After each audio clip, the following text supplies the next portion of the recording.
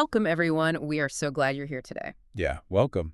I want to talk directly to you, the listener, for a second. This is a special deep dive, and we made it specifically for you to help you practice your intermediate English listening skills. Exactly. We're going to use calm, clear, natural English today. Right. The goal here is just to relax, let the language wash over you, and absorb the vocabulary naturally. You might even want to listen a second time later, just to practice your pronunciation. That's a great idea. So today we have a really fascinating topic. We are unpacking a massive stack of recent data from The Guardian, Forbes, BBC Science Focus, the American Heart Association, and some recent PubMed studies. It's a lot of data, but it all points to one thing: morning routines and self-growth. Yes. Okay, let's unpack this. If you look online right now, the internet is just flooded with these perfect morning routines. Absolutely flooded. Everything from these slow, cozy mornings to these really intense biohacker routines where people wake up at 5 a.m. and jump into freezing water. Right, the really extreme ones. Yeah, which brings us to this viral video from 2025 by an influencer named Ashton Hall. He posted this extreme routine and, well, people did not like it. No, they didn't. What's fascinating here is that this massive wave of backlash, all the parody videos making fun of him, it signals a really deep audience fatigue. Fatigue, people are just tired of it. Exactly. People are exhausted. They don't want a rigid performance every morning. They want human, sustainable habits. Okay, so that raises a big question. If waking up at 5 a.m. and doing, I don't know, a dozen hyper-optimized tasks is totally unrealistic, what does the science say our bodies actually need to start the day right? Well, the core science, especially the recent 2024 and 2025 data from the American Heart Association, emphasizes something they call multidimensional sleep health. Multidimensional sleep health. That sounds a bit complicated. It sounds fancy, right? Yeah. But it's actually anchored by one simple thing: a regular sleep and wake schedule. Oh, okay. Just going to bed and waking up at the same time. Yeah, exactly. Because waking up at 5 a.m. is not universally healthy. A good routine has to fit your real life, your work schedule, and your natural body clock. Right. And the scientific word for that body clock is your circadian rhythm. Yes, your circadian rhythm. Yeah. The body doesn't need to be shocked awake at dawn. It just craves clear, regular signals to regulate itself. To regulate itself, meaning to keep itself balanced and functioning normally. Exactly. Think of your body like a musical instrument. Oh, I like that. Yeah, it doesn't need to play a loud, complex symphony the second you wake up. It just needs a single, clear tuning note to get ready to play. That is a perfect analogy. It just needs that tuning note. Okay, so if the body just needs a few simple, clear tuning notes, what exact actions should make up those first few minutes of the day? Let's get into some practical routine examples. Well, across all the sources we looked at, there is one clear hero habit. The hero habit. Okay, I'm listening. It's morning daylight. A 2025 PubMed study linked just an extra 30 minutes of morning sun before 10 a.m. with much better overall sleep that night. Wait, really? Getting light in the morning helps you sleep better at night? Yeah, it shifts your sleep midpoint earlier so you actually rest better. That's amazing. So the simple action for our listeners is just get outside. Simply get outside for 5 to 20 minutes. Right. You don't have to go for a massive hike. Just step outside. Let your eyes see the natural light. Okay, so light is the first tuning note. What's next? Next is hydration. Specifically, hydration over caffeination. Oh, man. So drink water before drinking coffee. Yes, exactly. And the Cleveland Clinic notes that when you wake up, you are naturally dehydrated. Because you haven't had water for 8 hours, right? Exactly. And even mild dehydration causes brain fog. It's what leaves you feeling really groggy in the morning. Groggy. That's a great vocabulary word. Feeling slow, sleepy, and confused when you wake up. Right. So focus on hydration first. Drink a big glass of water to fix that groggy feeling. The coffee can wait. Okay, water before coffee. I can try that. But here's a struggle that I think is super relatable. Before I get water, before I get light, I usually grab my phone. Oh, yeah. That's a tough one. Most people reach for their phone immediately. It's just a habit. But I'm guessing the science doesn't love that? No, it really doesn't. A 2025 study shows that just the passive presence of your phone ruins your attentional control. Wait, just having it near you? Yes. Your brain is anticipating messages, which drains your focus.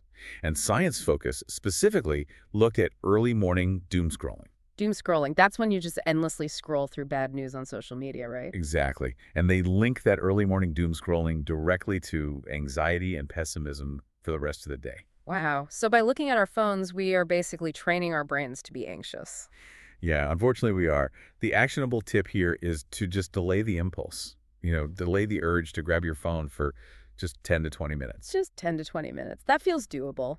Okay, so we have light, water, and delaying the screen. What about exercise and breakfast?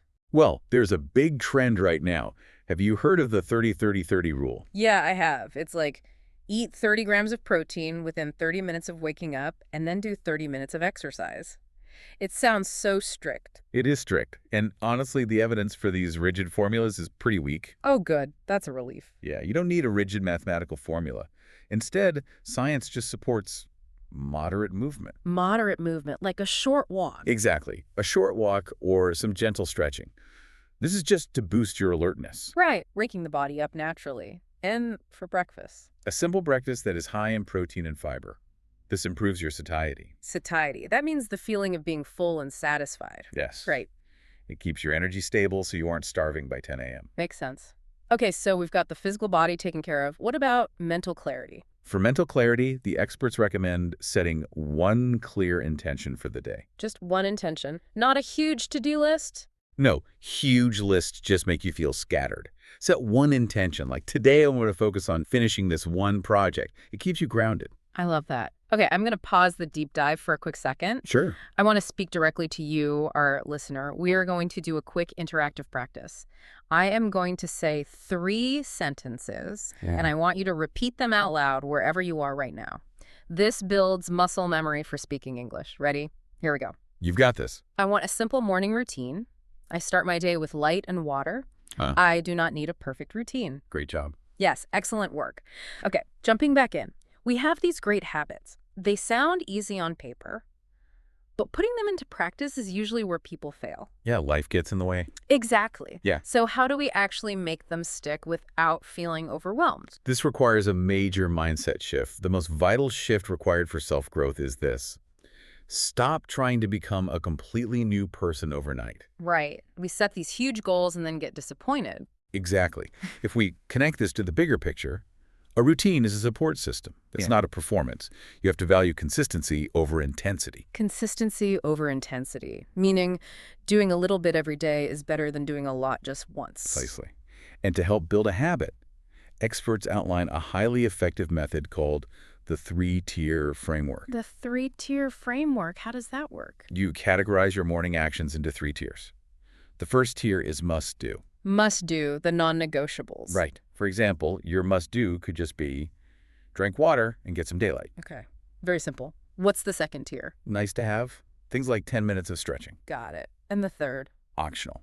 This is for when you have lots of extra time. It could be journaling, a longer walk, or, those internet trends like cold plunges. Though the evidence on cold plunges is pretty mixed anyway, right? Very mixed. Definitely not a necessity. Okay, I want to play devil's advocate here for a second. Go for it. Let's say I have a really busy morning. I sleep late, the kids are crying, and I skip my nice-to-have stretching. Won't I lose all my momentum? Doesn't the whole routine just fall apart? I hear that a lot, but no. That's a common fear, but I can confidently counter that. If you make a routine flexible, you actually protect it. Protect it by being flexible. Yes. If you make it too rigid, it breaks under the weight of real life. Consistent action is far more important than a flawless checklist. I see. So if I just drink my water and get my light, I still succeeded. Exactly. You must start small to prevent overwhelm. Overwhelm is what makes people quit completely. That is so freeing to hear. Okay, listener, let's do our second interactive practice round. Again, just say these 3 sentences out loud after me. Ready? Here we go. Consistency matters more than perfection. Morning light helps me feel more awake. A good routine should fit real life. Fantastic. Beautifully done. Okay, as we wrap up, I want to do a quick vocabulary recap. So what does this all mean? We learned some great English phrases today. Yes, really useful ones for daily life. We talked about how the morning can set the tone for your day. We learned to get outside for light and to avoid the urge to immediately grab your phone. Right. And we discussed how to build a habit using the 3-tier framework and why it's so important to start small. Exactly. So what is the ultimate takeaway from all this data? If I had to distill it down to one beautiful, simple truth, it's this. You do not need a perfect morning. You need a sustainable, repeatable morning. A sustainable morning. I love that. But before we go, I want to leave you, our listener, with a final provocative thought to think about on your own. Oh, this is a good one. We've spent this entire deep dive talking about how the first hour of your morning sets the tone for the day. But think about this. If your simple morning relies on waking up rested, is your late night routine secretly sabotaging the morning we just built? It's a great question. What is the last thing you do before you close your eyes? Think about it.